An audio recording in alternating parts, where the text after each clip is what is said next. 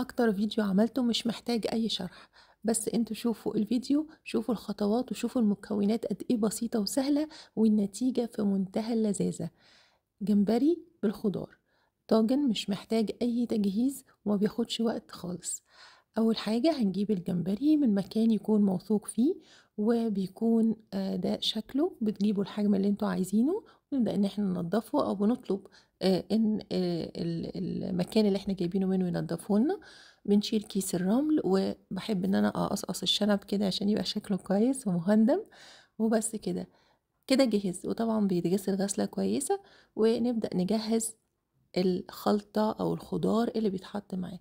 هنحتاج زيت وفلفل ألوان المتاح عندكم، وطبعا لو حابين الفلفل الحامي دي بتبقى حاجة حسب الذوق، وجزر مبشور وبصل، طماطم.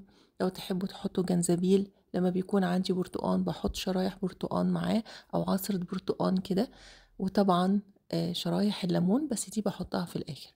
التوابل هيبقى توم مفروم، كزبرة، كمون، وملح، وبس كده. مش هنحتاج حاجة أكتر من كده. أو فلفل أسود ده أنا نسيته وحطيته في الآخر. هنقلب كل الكلام ده مع بعض، وهنحط الجمبري وهنخلطه برضو كله كويس مع بعض.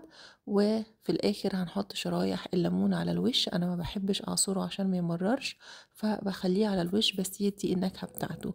وكان في إضافة للأسف أنا نسيتها، خل. الخل طبعا بيكون من الأساسيات مع الأسماك، بس الحقيقة إن النتيجة كانت كويسة جدا، وإن الليمون وبقية التوابل كانت كافية، والطعم كان حقيقي خطير. أهم مكون في وصفات الأسماك اللي بينقلها في حتة تانية تماما، الشبت.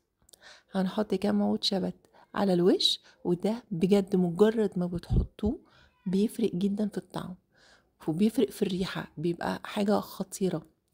هتشوفوا النتيجة بعد لما هيستوي. بيتحط على النار من غير أي سوائل، يعني ربع ساعة بالكتير، وبيكون بالشكل الخطير ده. حقيقي الطاجن ده ما بيفضلش منه حاجة خالص، وما بيكفيش كمان. جربوه بالطريقة دي، سهل جدا وكأنكم شارينه من بره. وشوفوا ازاي بيبقى مستوي، وازاي بيتقشر بسهولة، وازاي شكله جميل وطعمه حلو جدا جدا. يا رب يكون الفيديو عجبكم والوصفة تكون عجبتكم. وشوفوا الجمبري وهو بيتقشر في آخر الفيديو عامل ازاي، وجربوه وبألف هنا وشفا.